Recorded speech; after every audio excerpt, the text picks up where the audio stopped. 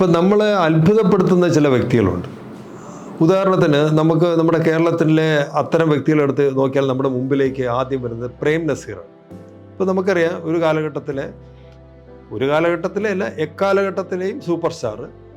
അതിനുശേഷം ഒരു താരം നമുക്കുണ്ടായിട്ടില്ല. അദ്ദേഹത്തിൻ്റെ റെക്കോർഡുകളൊന്നും ഇനി ആരും ഭേദിക്കാൻ പോകുന്നില്ല. അദ്ദേഹത്തിനേക്കാൾ ഒരു സുന്ദരൻ സിനിമാ ഫീൽഡിലൊന്നും നമ്മൾ കണ്ടിട്ടില്ല.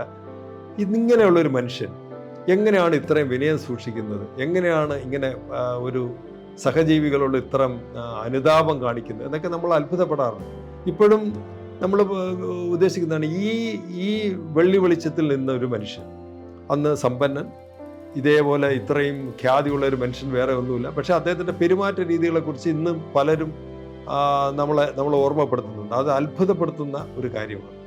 എന്ന് പറഞ്ഞ പോലെ ഇതിന് നമുക്ക് മറ്റൊരു രീതിയിൽ ഉദാഹരിക്കുകയാണെങ്കിൽ, ഇപ്പം നമ്മളൊക്കെ സാഹിത്യം വായിക്കുന്നവരായുണ്ട്. എം കൃഷ്ണനായർ സാറ് ഒരിക്കൽ സാഹിത്യ വാരവലത്തിൽ ഒരിക്കൽ പറഞ്ഞിട്ടുണ്ട്. അതായത് വലിയ കലാകാരനോ സാഹിത്യകാരനോ അല്ലെങ്കിൽ അതേപോലെ തന്നെ ഫിലോസഫറോ ഒക്കെ ചിലരായിരിക്കുക, അത് അവരുടെ ബ്രെയിനിൻ്റെ അല്ലെങ്കിൽ തലച്ചോറിൻ്റെ ഒരു പ്രത്യേകത കൊണ്ടാണ് അവർക്ക് ആ സിദ്ധിയുള്ളത്.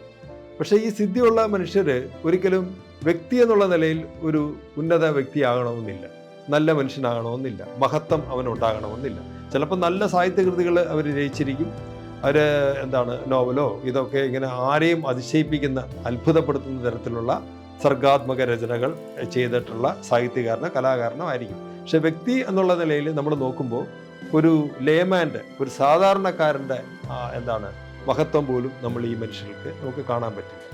ഇത് തന്നെയാണ് നമ്മൾ പറയുന്നു പല നേട്ടങ്ങളും കൊയ്തിട്ടുള്ള മനുഷ്യൻ.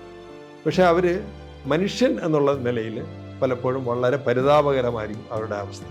അപ്പം നമ്മൾ ഒരേ സമയം വലിയ കലാകാരനും അല്ലെങ്കിൽ വലിയ പദവികളിലിരിക്കുന്ന ഒരാളും അയാൾക്ക് സഹജീവികളോട് സഹഭാവവും അനുതാപവും ഒക്കെ ഉള്ളൊരു വ്യക്തിയാണെന്നുണ്ടെങ്കിൽ നമുക്കതൊരു സ്വർണത്തിൻ്റെ സുഗന്ധം പോലെ എന്ന് പറയുന്ന ഒരു അവസ്ഥയാണ്.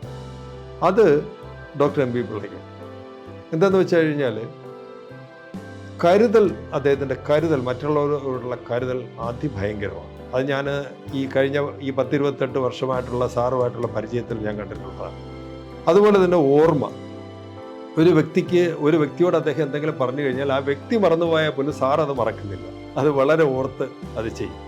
അത് എൻ്റെ വ്യക്തിപരമായ ജീവിതത്തിൻ്റെ ഒരു ഉദാഹരണം എന്ന് പറഞ്ഞു കഴിഞ്ഞാൽ, എൻ്റെ മകൾ കീർത്തന, അവൾ പാറശാല പൊന്നമ്മാൾ ടീച്ചറിൻ്റെ കീഴിൽ വളരെ കുട്ടിക്കാലം മുതൽ സംഗീതം അഭ്യസിക്കുന്നവളാണ്. ഇന്ന് അത്യാവശ്യം അറിയപ്പെടുന്ന ഒരു സംഗീതജ്ഞയാണ്.